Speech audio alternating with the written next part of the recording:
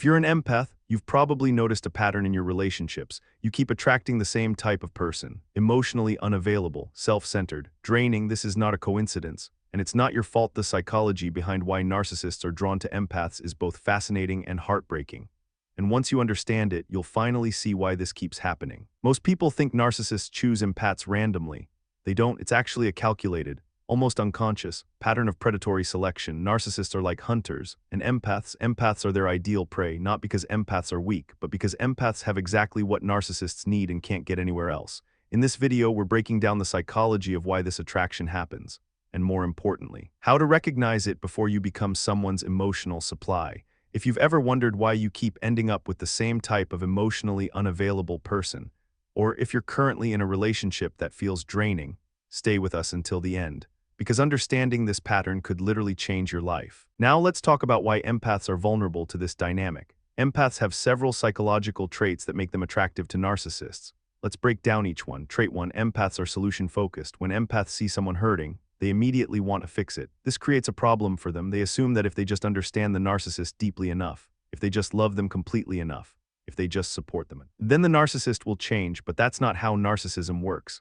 Narcissism doesn't respond to love. It feeds on it. Trait 2. Empaths blame themselves for everything. If something goes wrong in the relationship, the empath's first instinct is to ask, "What did I do wrong?" This is gold for a narcissist, because even when the narcissist is clearly wrong, the empath will find a way to take responsibility. This means the narcissist never has to change, never has to be held accountable, never has to feel guilt about their behavior. The empath absorbs all the guilt. They carry the shame. They wonder what they could have done differently. Trait 3. Empaths struggle with boundaries. Empaths often confuse boundaries with coldness. They think saying no means they don't care. They think protecting themselves means they're being selfish, so they say yes to everything. They give endlessly. They sacrifice their own needs for others' comfort. A narcissist sees this and thinks, perfect, someone who will give without requiring anything in return. Trait 4. Empaths are addicted to the idea of saving people. This is subtle but incredibly powerful. Many empaths grew up in environments where they had to manage someone else's emotions. Maybe a parent who was depressed, maybe a sibling who was troubled, maybe a family member who was unstable. So they learned early that their value comes from being useful,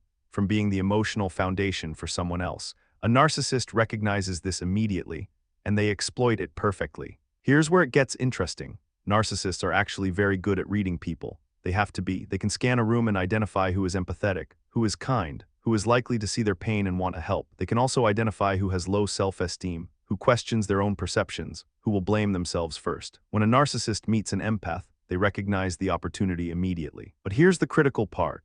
The narcissist doesn't immediately show their true self. Instead, they do something called love bombing. They become the most attentive, understanding, exciting person the empath has ever met. Why? Because they're mirroring what the empath needs, what the empath craves. The empath has probably spent their whole life giving without receiving. So the narcissist suddenly shows up and gives. They're interested, they're present, they understand. They validate for the first time. The empath feels seen, and the empath thinks, finally, I found someone who gets me, someone who sees me. But what's actually happening is the narcissist is studying them, learning exactly what to say, what to do, how to keep them hooked. The love bombing is the bait, and it works because it targets the empath's deepest wound, the belief that they are unlovable. Suddenly someone is showing them they are lovable. They are worth the effort, they are special, and the empath falls hard. They fall completely. This is not weakness. This is the empath's gift being used against them. Once the narcissist has secured the empath, the behavior changes dramatically. The love bombing stops. The devaluation begins, and here's where the empath's psychology works against them again. When the narcissist starts being cold, withdrawn, critical, the empath doesn't think, this person is showing me their true nature, I should leave. Instead, the empath thinks, something is wrong with them. They're hurting. I need to figure out what it is. I need to fix this. This is called pursuing. And it's exactly what the narcissist wants, because now the empath is chasing the feeling they had during the love bombing, the warmth, the validation, the sense of being chosen. The narcissist occasionally gives it back to them, a kind word, a moment of affection, just enough to keep the empath hoping. This is called intermittent reinforcement. It's one of the most addictive psychological patterns that exists. The empath becomes almost desperate to get back the person they fell in love with, the one who seemed to understand them completely. What they don't realize is that person never existed. It was a performance, a mask. Meanwhile, the narcissist is getting exactly what they need. Endless emotional energy, constant attention, someone whose self-worth depends on making them happy, and the empath. The empath is slowly disappearing. Their own needs go unmet.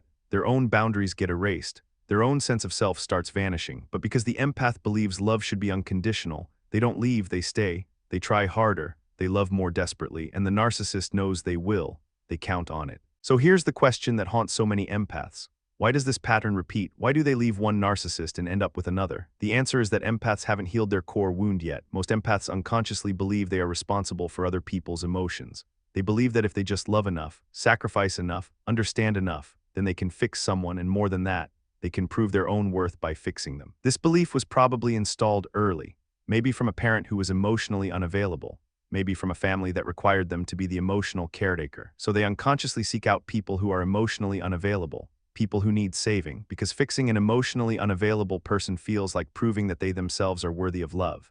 This is the empath's invisible trap until they heal this wound. They will keep attracting people who confirm the belief that their love is not enough, that they need to do more, sacrifice more, give more, and narcissists can smell this from a mile away. They don't choose empaths because empaths are easy targets. They choose empaths because empaths have something they desperately need, a source of endless validation, but also because empaths have something empaths desperately need, proof that they can be loved for who they are, not just for what they give, and that proof never comes from a narcissist. It can only come from within.